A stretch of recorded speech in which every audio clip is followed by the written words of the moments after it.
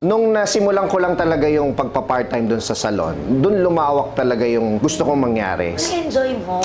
Sa totoo, sa una hindi. Napakaraming gene pool of men Correct. na they would rather go to a barbershop instead of going to a salon kasi may stigma na, ay sandali, ang salon pang babae lang. Oh, Or correct. iyang profession na yan. Pang Becky, Anong naisip mo nun? yan ang sobrang crossroad ko talaga yan. Kasi nung college ako, presidente ako nung marketing. Wow. Di syempre, yung mga advisor natin, perfect ka sa mga corporate. Nag-a-apply na ako noon sa iba-ibang company. Nung nasimulan ko lang talaga yung pagpa-part-time dun sa salon, dun lumawak talaga yung gusto kong mangyari. Enjoy mo. Sa totoo, sa una hindi. Kasi nga, di ba, yung pride, college ka. Pero kasi, yung industry na napasok ko is high-end. So, ang mga tao doon, very discreet, very glamour, very European type of discipline. So, doon talaga siya nagsimula.